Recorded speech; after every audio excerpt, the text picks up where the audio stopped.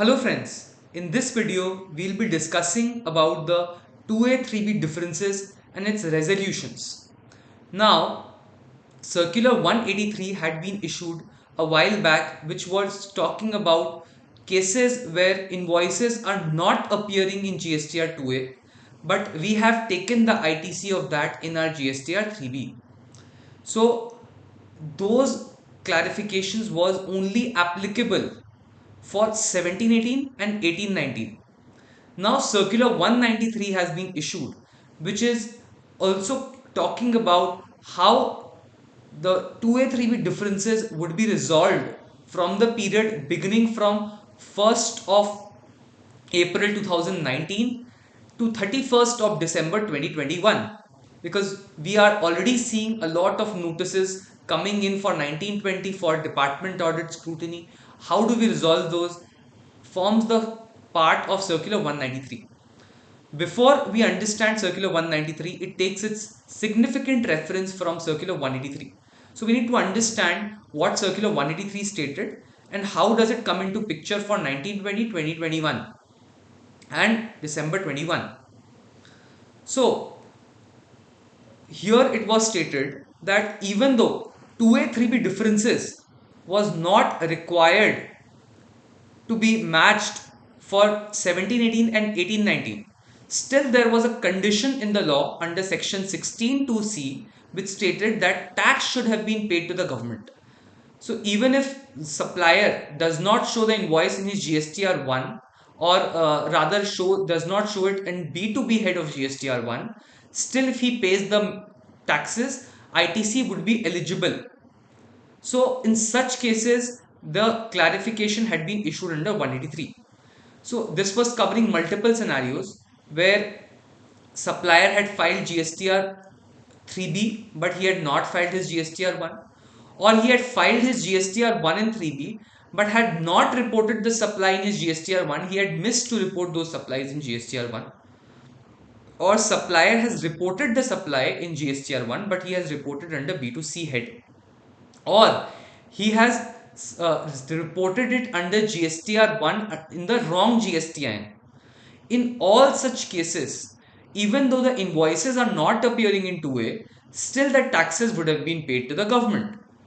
So it was stated that in all such cases, a clarification would be issued that recipient would be able to avail the ITC if he satisfied certain conditions. And this would be applicable only to ongoing proceedings and not the proceedings which are already completed. So even Circular 193, which is for 2019-20 up to 31st December 21, would also be applicable only to those proceedings which are ongoing and not which are already settled or which have already completed. Now, what are the conditions which a recipient should satisfy in order to get this ITC? All the conditions which are written for taking ITC should be satisfied here. First, I should be in possession of tax invoice. Second, I should have received the goods or services. Third, I should have made the payment to the supplier within 180 days.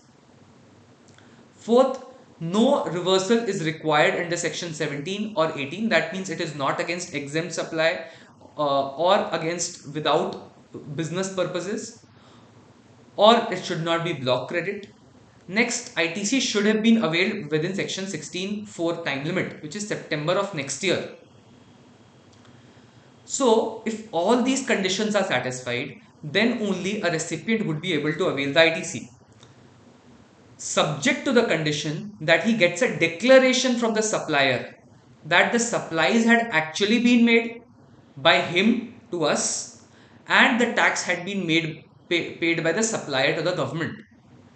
For this, it was stated if the tax involved is less than 5 lakh rupees, self-certification by the supplier would be sufficient.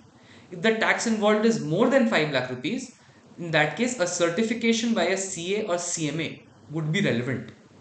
Now, this is with regard to 1718 and 1819. How does it come into picture for 1920 and the future periods? It has been clarified under Circular 193 that up to 8th October 2019, there was no requirement of 2A 3B matching. as long as the tax was paid to the government. So this circular 183 would be as it is applicable, and as long as I can get a declaration from the supplier regarding his payment of taxes, I would be good to go. I can get the ITC. From 9th October 19 to 31st December 19, it was stated that I can only avail ITC up to 120% of eligible ITC as per 2A. For instance, if my ITC as per 2A was 1 lakh rupees and my ITC as per books of accounts was 1 lakh 50,000, in any case I could have availed the ITC up to 1 lakh 20,000 only, 1 lakh into 120%. So, as regards 20,000 rupees of ITC, which is not appearing in 2A, I need to get a declaration from the supplier that he has made the payment of taxes and he has actually made the supplies to me. So, for 30,000 rupees, ITC would not be eligible in this example. ITC would be eligible only for 20,000 rupees. So, please note that the declaration would be required only for this 20,000 because ITC itself is eligible for 20,000. The good thing is we can pick and choose out of this 50,000 as to which supplier is ready to give me the declaration. So, that would be a very big advantage for me.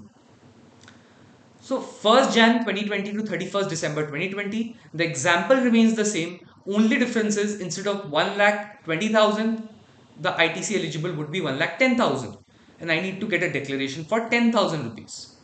For 1st Jan 21 to 31st December 21, it is 1 lakh 5,000. So 105%. So for 5,000 only, the declaration would be relevant. For balance 45,000, the ITC would not be eligible at all. From 1st Jan 2022, ITC is not eligible if the invoice is not appearing in my 2B. So from 1st Jan 22, this circular has no relevance because unless and until the invoice is appearing in 2B, I cannot avail the ITC in the first place. So all of these periodical stance is extremely relevant because we need to understand how do we reply to notices under 2A 3B from if we are receiving from the department. We need to be very careful that all these invoices which are not appearing in 2A, we should try to follow up with the supplier and get the relevant documents from them.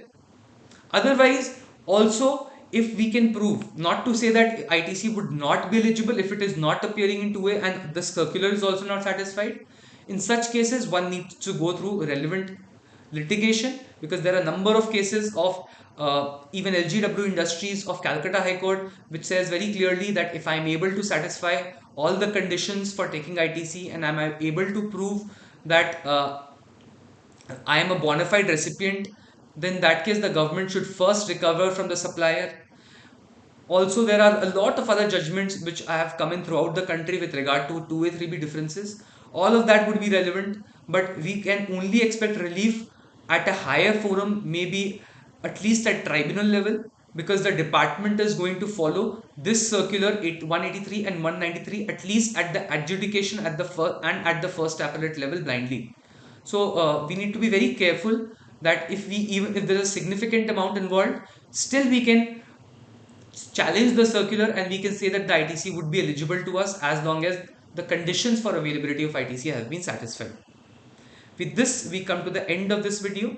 Thank you for giving me a very patient hearing.